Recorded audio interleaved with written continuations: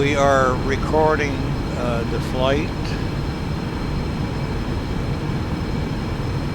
This is a B52-G bomber from the United States Air Force and assigned to NASA. We are flying out of a military base, and we are just testing some of the features. We're started in mid-flight. We are at 37,000 feet or something like that, and flying at about 180 knots. Fairly level. This is a B52, has 8 jet engines. You see all the gauges on the right. These are the engine. They're at full power,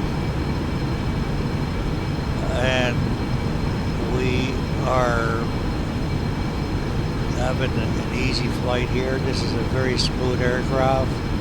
It takes a lot of wind, and it's it has been, the B52 has been flying since 1952 or something like that. And it's still active today.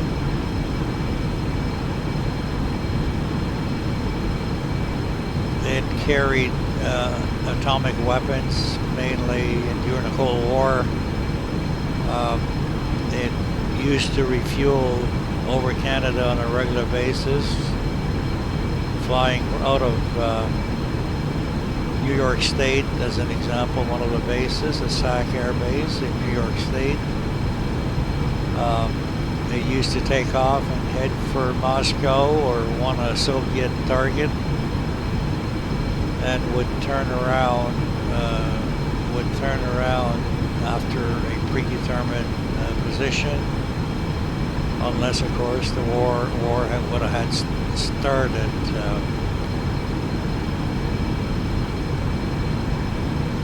I'm going to go outside and show you some of the surroundings.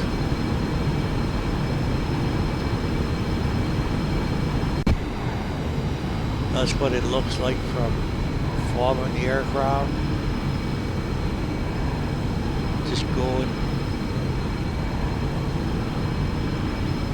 You see the marking, United States Air Force and NASA.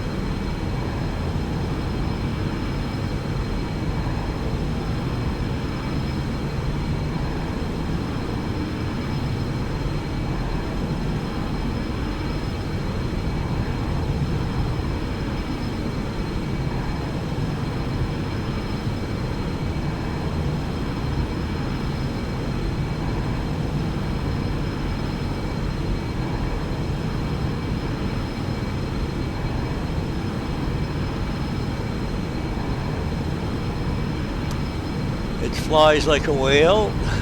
It takes a lot of control to get it to. So you look around usually what we on a typical small aircraft, the aileron. See on the wing here, that's to get it to roll. There we're rolling to the right and to the left. The elevator gets the plane to go up and down. It's in the back. And then of course there's the rudder, the foot control that I have here. You see the rudder. And then if you want the flaps, I'm just going to go down. It's got big flaps.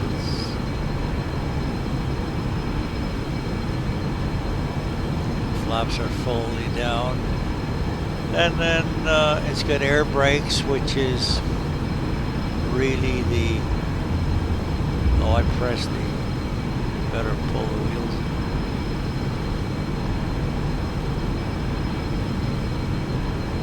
air brakes is just the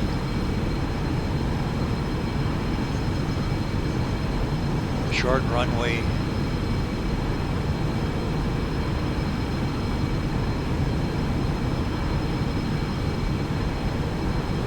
Back inside.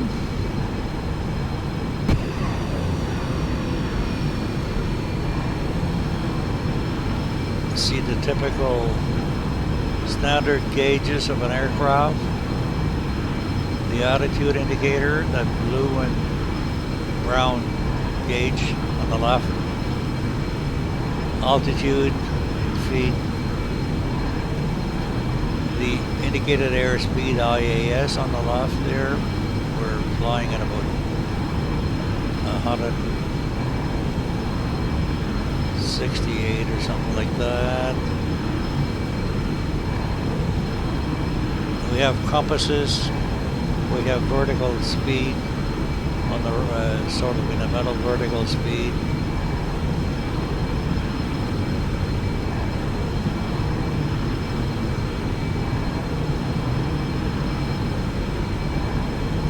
We don't have a turn coordinator, so I don't see one.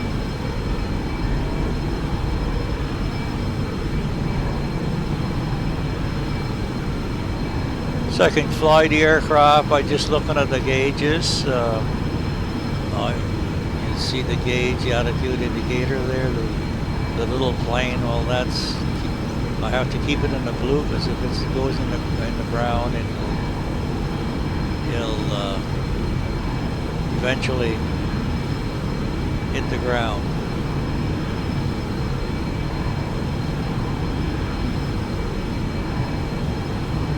The purpose of this flight here was to see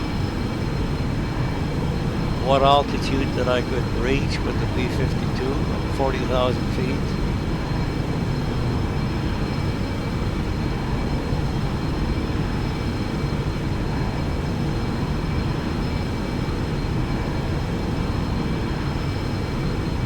And of course, is the on top there, you'll see the communications and the navigation. COM1, NAV1, COM2, NAV2. The navigation is usually a VOR receiver, and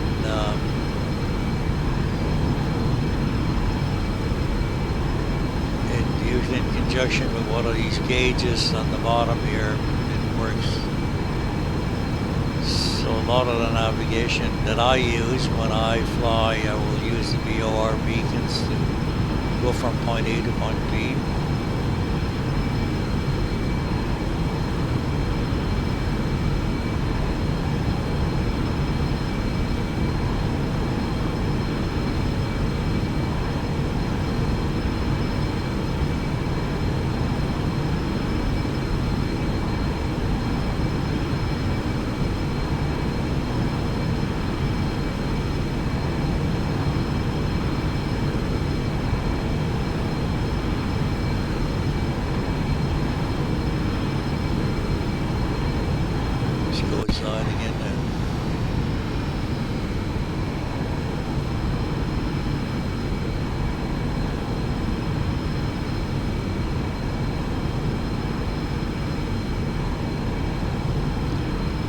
I took off from a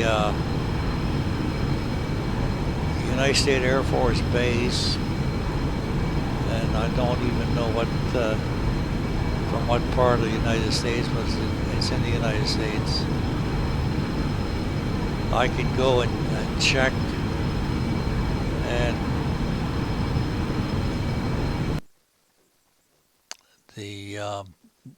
this is the area that I'm flying over.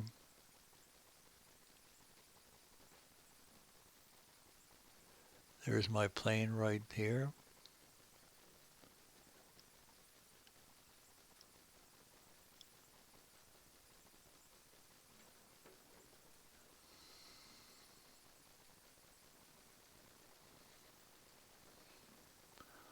Let me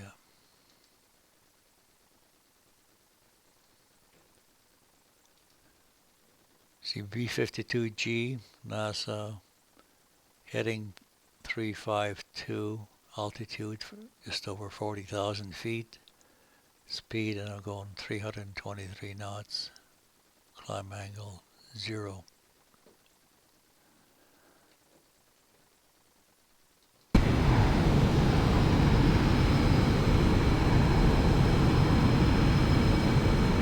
I'm gonna terminate the flight because I'm using a lot of memory here.